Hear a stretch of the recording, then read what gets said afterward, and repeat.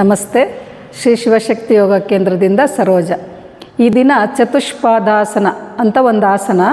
ಇದು ನೋಡೋದಕ್ಕೆ ಈಸಿ ಇದೆ, ಆದರೆ ಮಾಡುವಾಗ ಸ್ವಲ್ಪ ಕಷ್ಟ ಅನಿಸುತ್ತೆ ನಿಮಗೆ. ಆದರೆ ಈ ಆಸನದಿಂದ ತುಂಬ ಲಾಭ ಇದೆ. ಅಂದರೆ ಇಡೀ ಶರೀರಕ್ಕೆ ಸ್ಟ್ರೆಚ್ ಆಗೋದ್ರಿಂದ ಇಡೀ ಶರೀರದಲ್ಲಿ ಕಾಲುಗಳು, ಕೈಗಳು, ಬೆನ್ನಿನ ಭಾಗ ಮತ್ತು ಕುತ್ತಿಗೆ ರಿಲ್ಯಾಕ್ಸ್ ಆಗಿರೋದ್ರಿಂದ ಇದು ಕರೆಕ್ಟ್ ಸ್ಥಿತಿನಲ್ಲಿ ನೀವು ಮಾಡಿದಾಗ, ನಾನು ಹೇಳೋ ಪಾಯಿಂಟ್ಸನ್ನು ಫಾಲೋ ಮಾಡಿ ನೀವು ಮಾಡಿದಾಗ ಎಷ್ಟು ಎಫೆಕ್ಟಿವ್ ಆಗಿರುತ್ತೆ ಅನ್ನೋದನ್ನು ನೀವು ಮಾಡಿ ಅನುಭವಿಸಿ ತಿಳ್ಕೊಬೋದು. ಇದನ್ನು ಇವಾಗ ಮಾಡೋಣ. ಈಸಿ ಮೆಥಡನ್ನೇ ತೋರಿಸ್ತಾ ಇರೋದು. ಎಲ್ಲ ಆಸನಗಳು ಅಷ್ಟೇ, ನಾನು ಯಾವುದೇ ತೋರಿಸಿದ್ರೂ ಕಷ್ಟವಾದ ಯಾವುದೂ ತೋರಿಸಲ್ಲ. ಈಸಿಯಾಗಿ ಸಿಂಪಲ್ಲಾಗಿ ಮಾಡೋ ಅಂಥದ್ದನ್ನೇ ತೋರಿಸ್ತೀನಿ. ಆದರೆ ಪಾಯಿಂಟ್ಸನ್ನು ನೀವು ಫಾಲೋ ಮಾಡಬೇಕಷ್ಟೇ ಎಲ್ಲರೂ. ಈಗ ನೋಡಿ, ಫಸ್ಟು ವಜ್ರಾಸನದಲ್ಲಿ ಕೂತ್ಕೊಂಡು ಹೀಗೆ ವಜ್ರಾಸನದಲ್ಲಿ ಕೂತ್ಕೊಂಡು ಕೈಗಳನ್ನು ಸ್ಟ್ರೆಚ್ ಮಾಡಿರ್ತೀವಿ. ಹೀಗೆ ಇದು ರಿಲ್ಯಾಕ್ಸ್ ಆಗಿರುತ್ತೆ. ಮತ್ತು ಕೈಯಲ್ಲಿರುತ್ತೆ ನೋಡಿ, ಅಲ್ಲೇ ಕೈ ಬೆರಳನ್ನು ಸ್ಪ್ರೆಡ್ ಮಾಡಿ ಒತ್ತಿ. ಈಗ ಕಾಲೆಲ್ಲಿರುತ್ತೆ ನೋಡಿ, ಅಲ್ಲೇ ಈಗ ಹಿಂದಕ್ಕೆ ಎಳ್ಕೊಳ್ಳಿ. ಹೀಗೆ ಬೆನ್ನಿನ ಭಾಗ ಅಧೋಮುಖ ಶ್ವಾನಾಸನ ರೋಪ್ಸಲ್ಲೆಲ್ಲ ಮಾಡ್ತೀವಲ್ಲ, ಸೂರ್ಯ ನಮಸ್ಕಾರದಲ್ಲಿ ಆ ಥರ ನೋಡಿ ಹಿಂಗೆ ಎಳ್ಕೊಬೇಕು. ಇದು ಹಿಂಗೆ ಬರಬಾರ್ದು, ಕೈ ಕಡೆಗೆ ವೆಯ್ಟ್ ಬರಬಾರ್ದು. ಬೆನ್ನಿನ ಭಾಗ ನೋಡಿ ಹಿಂದಕ್ಕೆ, ನಾಯಿಗಳು ಮಲಕ್ಕೊಂಡು ಎದ್ದೇಳ್ತವಲ್ಲ ಅಧೋಮುಖ ಶ್ವಾನಾಸನ, ಇದು ಆ ರೀತಿ ಪಾದ ಪೂರ್ತಿ ಊರಿದ್ದೀನಿ ನೋಡಿ. ಈಗ ಇದನ್ನೇ ಮೇಂಟೈನ್ ಮಾಡ್ತಾ ನೋಡಿ ಒಂದೊಂದೇ ಸ್ಟೆಪ್. ಹೀಗೆ ಕೈ ಮುಂದಕ್ಕೆ, ಹೀಗೆ ಕಾಲು.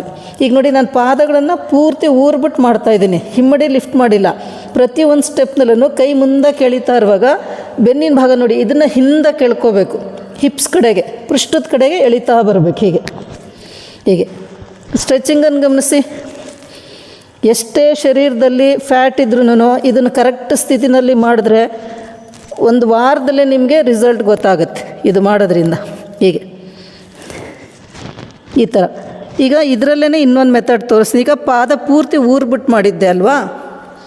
ಈಗ ನೋಡಿ, ಈಗ ಬರೀ ಹಿಮ್ಮಡಿ ಮೇಲೆ ವಾಕ್ ಮಾಡ್ತೀನಿ. ಈಗ ಇದನ್ನು ಅದಕ್ಕಿಂತ ಎಫೆಕ್ಟಿವ್ ಆಗಿರುತ್ತೆ ಮಾಡಿದ್ರೆ.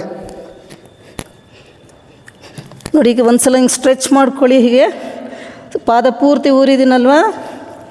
ಈಗ ನೋಡಿ, ಹಿಮ್ಮಡಿ ಮೇಲೆ ಕೈ ಹಾಗೆ ಎಳಿಬೇಕು. ಕೈ ಬೆನ್ನಿನ ಭಾಗ ಹಾಗೆ ಸ್ಟ್ರೆಚ್ ಮಾಡ್ತಾ ಇರಬೇಕು. ಹಿಮ್ಮಡಿ ಮಾತ್ರ ತಾಕಿಸ್ತಾ ಬರಬೇಕು. ಅವಾಗ ನೋಡಿ ಈ ಭಾಗ ಚೆನ್ನಾಗಿ ಓಪನ್ ಆಗುತ್ತೆ. ಎಷ್ಟೇ ಮಂಡಿ ನೋವಿದ್ರೂ ಕಡಿಮೆ ಆಗಿದೆ. ಇಲ್ಲಿರೋ ಫ್ಯಾಟ್ ಕರಗುತ್ತೆ ನೋಡಿ, ಇದು ಓಪನ್ ಆಗಬೇಕಿದು. ಹೀಗೆ ನೋಡಿ, ಕೈ ಎಳಿತಾ ಇರಬೇಕು. ಈ ಭಾಗ ಹಿಗ್ಗಿಸ್ಬೇಕು ಹಿಂದಕ್ಕೆ, ಹಿಮ್ಮಡಿ ಮೇಲೆ ವಾಕ್ ಮಾಡಬೇಕು. ಹೀಗೆ ಇದಾದಮೇಲೆ ವಜ್ರಾಸನದಲ್ಲಿ ಈ ಥರ ರಿಲ್ಯಾಕ್ಸ್ ಮಾಡ್ಕೊಳ್ಳಿ.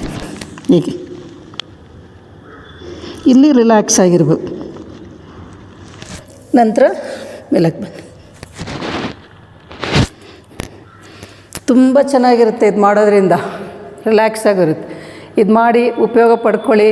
ನಿಮಗೇನು ಅನ್ನಿಸ್ತು ಅದನ್ನು ಕಮೆಂಟ್ ಬಾಕ್ಸಲ್ಲಿ ಹಾಕಿ ಬೇರೆಯವ್ರಿಗೂ ಶೇರ್ ಮಾಡಿ. ಇದೆಲ್ರಿಗೂ ಉಪಯೋಗ ಸಿಗಬೇಕು ಇದರಿಂದ. ನಮಸ್ತೆ.